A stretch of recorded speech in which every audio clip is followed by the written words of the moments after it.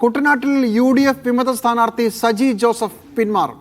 കേരള കോൺഗ്രസ് സ്ഥാനാർത്ഥി റജി ചെറിയാൻ മത്സരിക്കുന്നതിൽ പ്രതിഷേധിച്ചായിരുന്നു സജി ജോസഫ് വിമതനായി പത്രിക നൽകിയത്. സംസ്ഥാനത്ത് പത്രിക പിൻവലിക്കാനുള്ള സമയം ഇന്ന് വൈകിട്ട് 3 മണിയോടെ അവസാനിക്കുകയാണ്. സെയ്ഫ് സ്ഥാനാലാവുദ്ദീൻ ചേരുകയാണ്. സെയ്ഫ്, ഒരു വിമത സ്ഥാനാർത്ഥി കൂടി പിന്മാറുന്നു. സത്യത്തിൽ നിന്ന് 2 വിമത സ്ഥാനാർത്ഥികൾ പിന്മാറുകയാണ്. മറ്റൊന്ന് മഞ്ചേശ്വരത്തുള്ളതാണ്. ഇതുകൂടാതെ മറ്റെന്തൊക്കെയാണ് ഈ അവസാന മണിക്കൂറിൽ സംഭവിക്കാൻ സാധ്യതയുള്ളത്?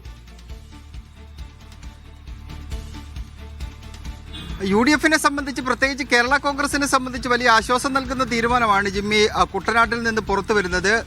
റജി ചെറിയാനെ സ്ഥാനാർത്ഥിയാക്കിയത് പ്രതിഷേധിച്ചുകൊണ്ടായിരുന്നു സജി ജോസഫ് അവിടെ വിമതനായി മത്സരിക്കാൻ വേണ്ടി തീരുമാനമെടുത്തത്. ആ നാട്ടുകാരനായ സജി ജോസഫ് മത്സരിക്കുകയാണെന്നുണ്ടെങ്കിൽ കേരള കോൺഗ്രസിന് വിജയസാധ്യത ബാധിക്കുമെന്ന വലിയ ആശങ്ക ഉണ്ടായിരുന്നു.